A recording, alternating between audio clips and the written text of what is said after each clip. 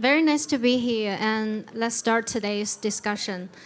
The first question, actually, I think is very heavy because I just want to ask you guys about the most pricing bottleneck right now in the DeFi area. So, because like back to 2020, and the DeFi was so hype, right? And recently, like all the memes on Solana, very hype, but I think the DeFi is being quiet recently. So let's just start with Milo. How do you see the most pricing bottleneck? And like, do you think there will be any innovation to drive the next hype or something? Yeah, I think maybe I can start, and I think like it's a pretty tough comparison when we speak about meme coins or stuff like that. But at the same time, things like meme coins, it's more like trends and things that come and then they leave. But DeFi is like the core of the ecosystem, and it's something that will stay forever.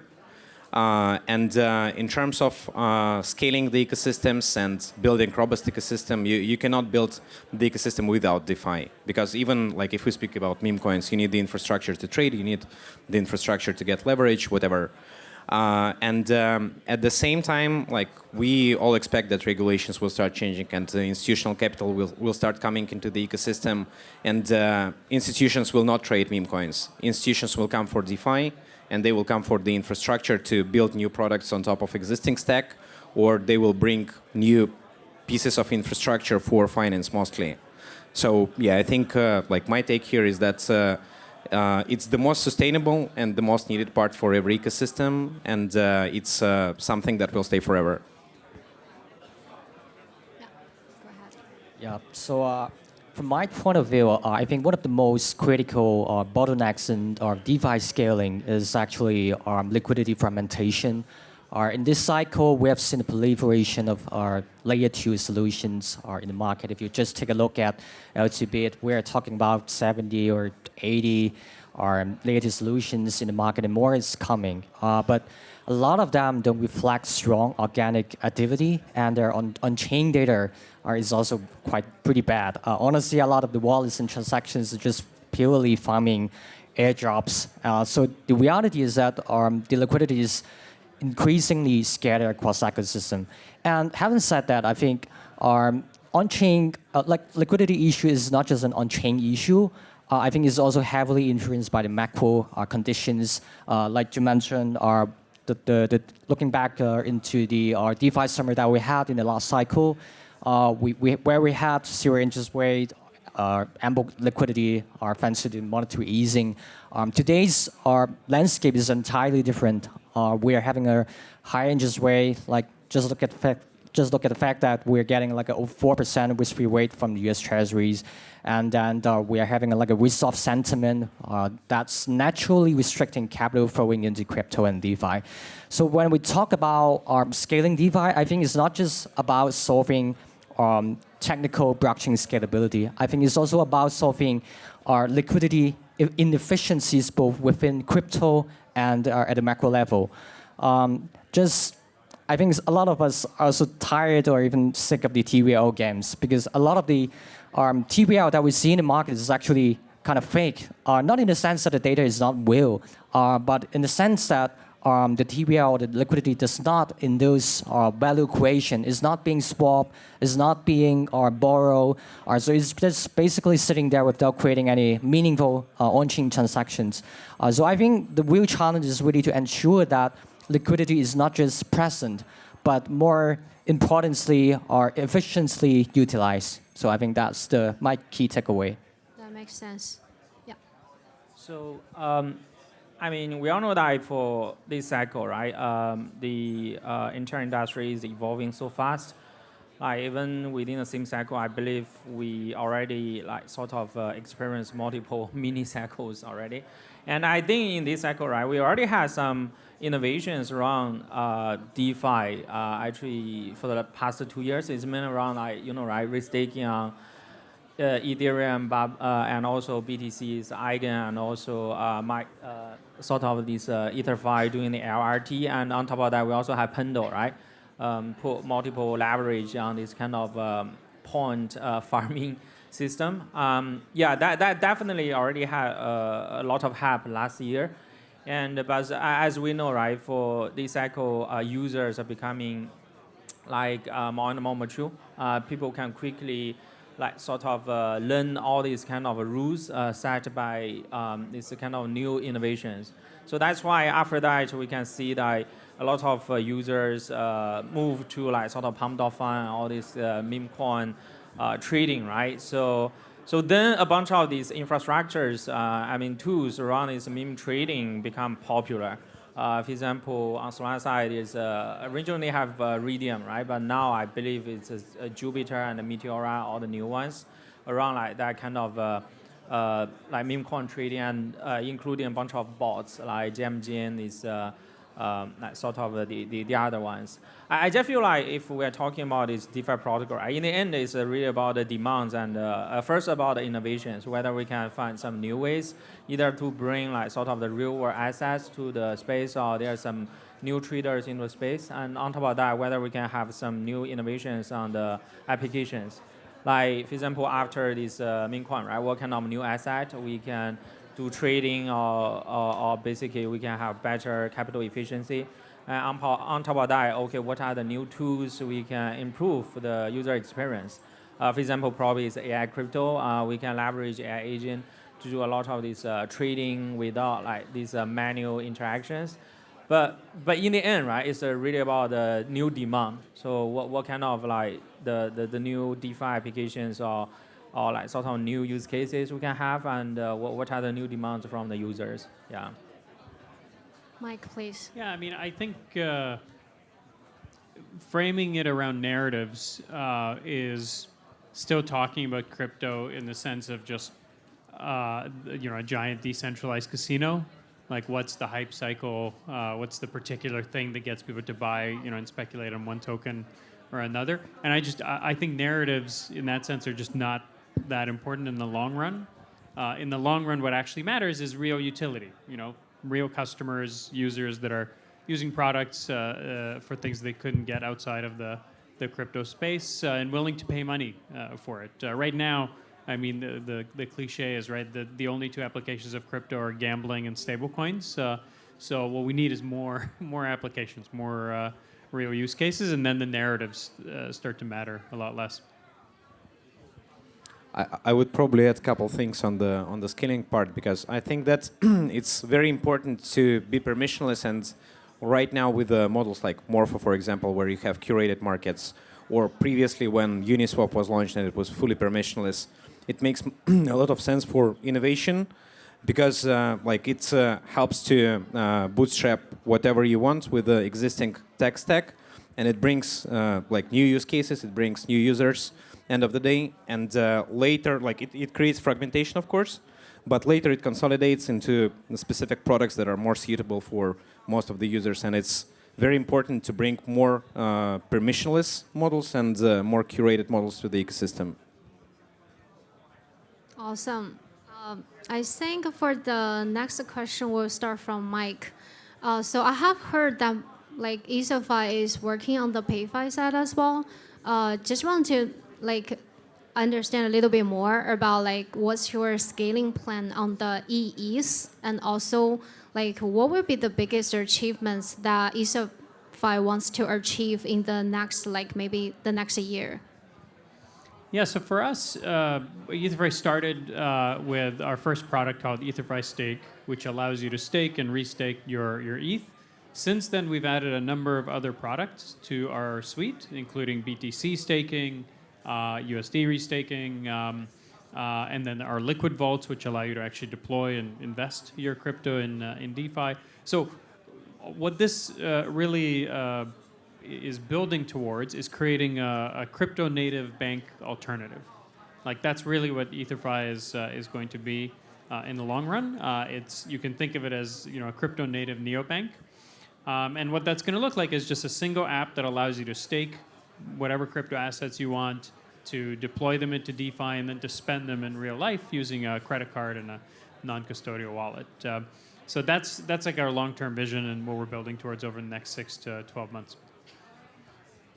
Awesome. So for the I just want to ask one more question. Like for the PayFi side, Do you see like the users will mainly mostly to use EEs as a like maybe as a collateral to have the credit, or like how do you guys see about this thing? Yeah. Yeah, that's so with our payment product, EtherFi Cash, that's users can either spend their stables directly, or they can use EETH or EBTC or other assets as collateral to borrow against. Nice, yeah. Next question is for Yaoqi. So, like Outlier mainly is doing the roll up as a service. So, do you guys have more like maybe new ideas on like how to have like more partners, or like what would be the new focus right now in the this year? Yeah, so at the beginning of this week, right, I just like sort of give a talk at this the other event to talk about like this white paper we have around this verifiable agent platform. So you know that for the past few years, we were leading like sort of this infrastructure provisioning for the blockchain project, right? At the beginning, we did this rollup as service, and later also this ABS as service, right? Because there are like sort of a lot of demands on these infrastructures. And since around the second half of last year, we found out, okay, there's so many like sort of projects and also developers who want to use agents to build this kind of crypto AI stuff. And then we spend a lot of the R&D resources and try to really build it's a decentralized and also verifiable agent hosting platform we call Autonom. The cool part that it's no longer sort of that difficult to launch an agent via this new platform, and at the same time, via the new technologies we have like around AVS, ZK, and also TE, right? We guarantee this verifiability, and beyond that, we also have this new protocol called like this cross-agent routing protocol. It provides this confidentiality for the data transfer between agents. The cool part for that, you know, right, for all the products and platform we provide, it's always no code and click to launch. So even like in the white paper, we have a lot of mathematics and a lot of proof. But right now, for all the users, you can just visit the website, the dev.autonom.fun, and you can just choose what kind of existing agent frameworks like this Coinbase Agent Key or this ELIZA. And just within a few seconds, you can launch an agent, and the underlying backend or the underlying infrastructure is secured and verified by this new protocol we propose in the white paper. As I mentioned, right, I just feel like I fully agree with Mike. Like later for the crypto industry, right, we need more utility, and basically we should really look at what are the demands from the users and also from these customers. And it would be great, like for all the future either infrastructure projects, and we can just really build some either products or infrastructure to serve these demands. Yeah. I think recently in the recent 3 months or something, people are discussing about the like whether it's true demands for the layer twos, right? Because basically all the layer twos are splitting the liquidity, like for in the Ethereum ecosystem. So I also want to ask another question is like when we like kind of right now like people are realizing that maybe there is not so much demand on the layer 2 side. So how do you see the new situation like when you are like in this category? I partially agree with that. There are not a lot of demands on some rollups, because I just feel like even last year I always highlight that it's quite saturated for these general purpose rollups.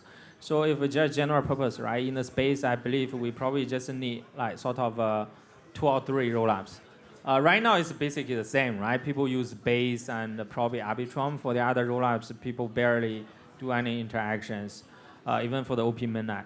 But for app rollup, for example, you already have a product, right? If you want to really cater the demands from millions of users, if you already have a product, you have millions of users, or you really need to handle millions of transactions, I still feel that you need your own chain, because like not any of these existing chains that can really handle the customizations you require.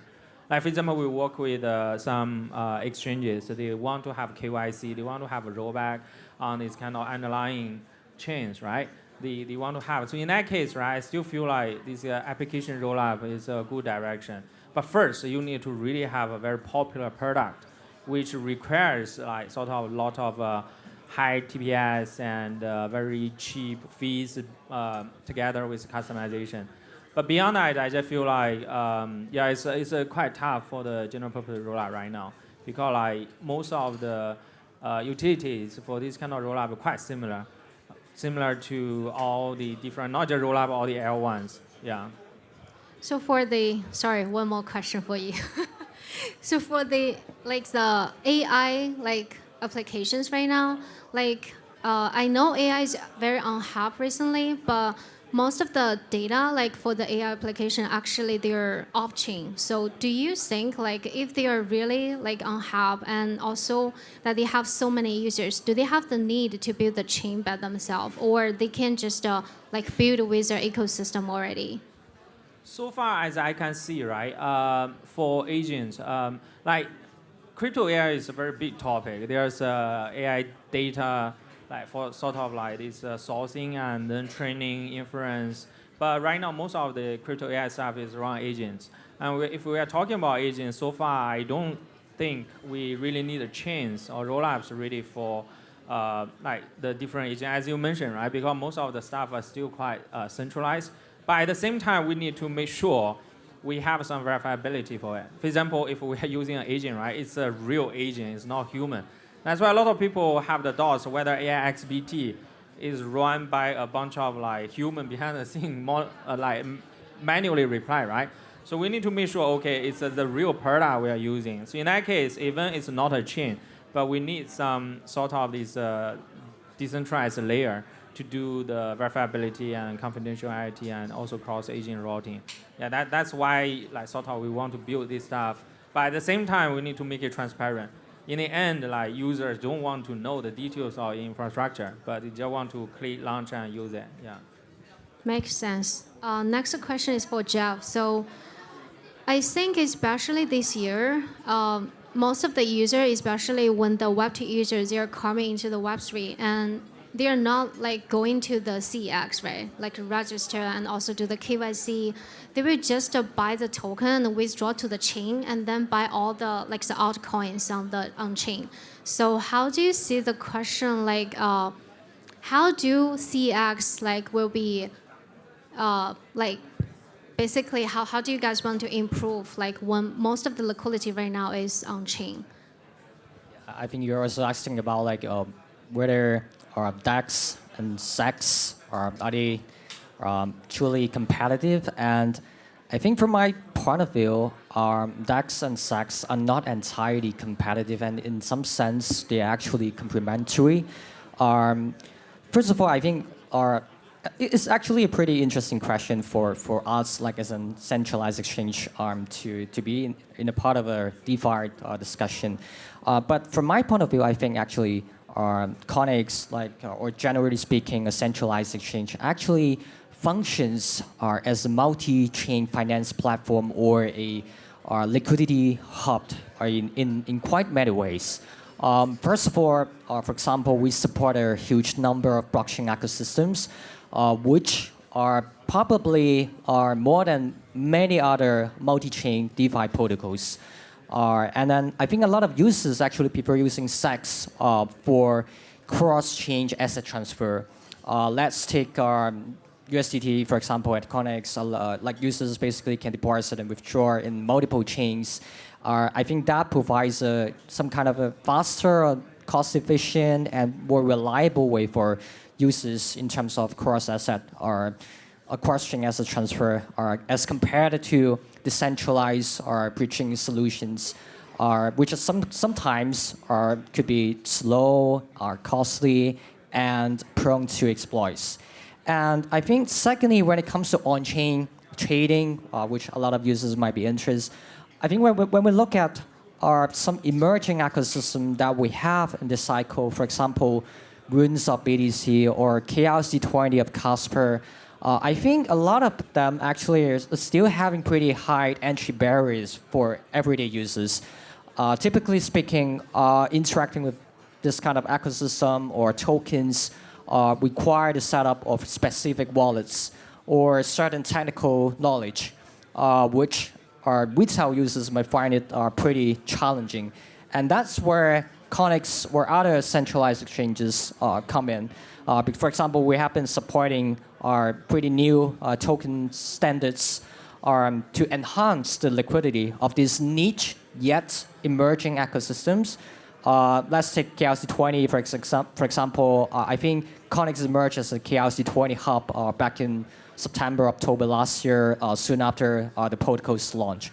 And lastly, I would also want to highlight our focus or even our expertise in POW ecosystems because this is the area a lot of DeFi protocols find it super difficult to integrate because most POW chains don't have smart contract functionality. So native DeFi application is super limited. But with our development capabilities and deep roots in POW mining, we are able to support a lot of our POW assets, a trusted and efficient trading platform and venue for a lot of miners and POW communities who otherwise don't really have the option for DeFis. So these are some kind of the areas Sachs come in and work hand in hand with DEX in some sense. Gotcha. I still have one more question for Milo, and also one last question for all. Just make it very simple. What's your bold expectation? Maybe in the next cycle. Which one? If you want to, I don't know. I know people are not able to give investment suggestions or something. It's just what will be the one that you think will be on hype in the next year? And also the question for Milo is, how do you see Milo is, you guys are optimizing the yield on chain, or are you just being a tool for the users to also to get the yield from you guys and also other restaking protocols? Yeah, for us, I think it's very interconnected questions, and in terms of yield and in terms of what we expect from the industry in the next year or maybe longer. So we see ourselves and we position ourselves as a platform for structured products, for launching structured products with on-chain yield. So it's not only about restaking, it's about different sources of yield for institutions, and we work with all the major node operators, we work with some protocols, we work with liquid funds, and we provide them basically the tech stack for getting access to different sources of yield. Part of that is restaking, but in general, if we look into the ecosystem as a whole, it's not that much base layers of yield. It's staking, it's restaking right now. It's everything around lending markets and yield coming from lending markets, and it's funding rates. Everything else, it's built on top of those primitives. And with our infrastructure, we're basically providing the access to all of those base layers, and we help to combine different sources of yield. We help to manage the risk, and we provide the tech stack for that. So in terms of our expectations and what we're getting ready to with our platform is that we already have lots of players who are familiar with how to get this yield from DeFi, how to get this yield from the ecosystem. But we're waiting for more capital and more TradFi institutions coming. And that's what we're going to provide from our side. It's the full tech stack for getting access to every yield source that is in the ecosystem. On top of that, they can build multiple integrations and multiple strategies that will be more sophisticated, and will help with that part as well. But the main thing right now is to get access to those base layers of yield and then create additional complexity on top. So what's your bold prediction? The main prediction is that we already have some ETFs, and the regulations start changing. ETFs and institutions, they should start working with other layers of yield, because right now they just keep ETH or other assets in custody. They don't do anything with that. It's a huge amount of assets, and they would start. They will. We expect that they will start getting yields from staking. They will start getting yield from restaking, and this is probably the main part. And this will drive more liquidity into the ecosystem. Let's Yeah. be quick. Sorry. Okay. Yeah, from my point of view, I think DeFi course AI is still underrated. I think it's still at an early stage. I think you also mentioned the agents. I think here are some scenarios that I envision. For example, if you're looking for yield, then agents would help you optimize your capital allocation based on on-chain data. And then if you're looking for some alpha, then I think the possibility could be like AI-driven algo trading or quant trading. Because where the AI models could help to analyze on-chain matrix, liquidation data, and sentiment in order to dynamically adjust the trading strategies to achieve a better Sharpe ratio. So I think that's some kind of the areas that agents could be able to help us. And this is why I think our crypto course AI might be able to drive the DeFi renaissance in the coming cycle. I think the industry will basically return to like sort of the stage that people will try to figure out what's the real value the different projects and products can bring. And with the current loose regulation from the US, I believe probably later we will see more and more projects or tokens start to implement some of the buyback or these kind of revenue generation models to sort of get back these tokens economy more active compared to previously just a pure governance token. Yeah, so then in that case, right, for buyers, users, we will just start to see a lot of these projects or tokens with real value, and I feel like people will start to appreciate that kind of things in the future, yeah. Yeah. Mike, please.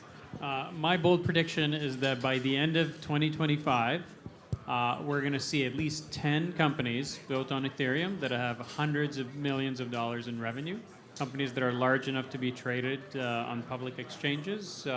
And I think the narrative will start to shift towards more fundamentals-based focus rather than whatever meme coin or silly narrative happens to be going around. Awesome. Okay. Thank you, guys. That would be today's discussion. Thank you. Thank you.